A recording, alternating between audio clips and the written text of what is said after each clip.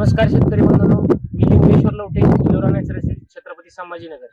मी आज एलोराची गौरी भेंडी पाहण्यासाठी आलो. माझ्यासोबत शेतकरी दादा. नमस्कार. नमस्कार. मला तुमचं पूर्ण नाव, पत्ता सांगा. पांडुरंग नामदेव तडस, राहणार कळंब, तालुका इंदापूर, जिल्हा पुणे. तुम्ही ही कोणती भेंडी लावलेली? ही गौरीची लावली एलोरा. तुम्ही ही जी लागवड कधी केली? 6 रोजी. तुम्हाला जो काही एलोरा कंपनीचा अनुभव आहे मी बऱ्याच दिवसापासून भेंडी करतो. तर ह्या भेंडीचं असं वैशिष्ट्य आहे की दुसऱ्या मी बऱ्याच व्हरायट्या लावल्या होत्या.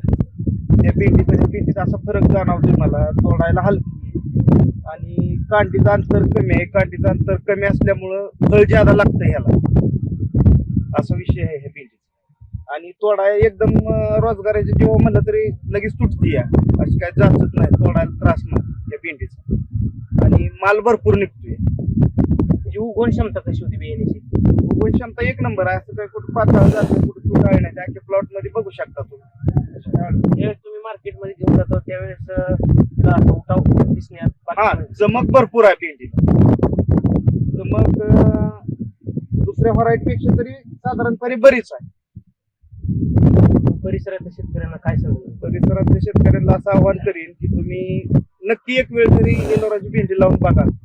तुम्ही जी दुसऱ्या व्हरायटी लावता त्या व्हरायटीपैकी एक नंबरची व्हरायटी, तुम्ही एक वेळ लावून बघा. उत्पन्न दुपटीचं आहे तिला. नमस्कार.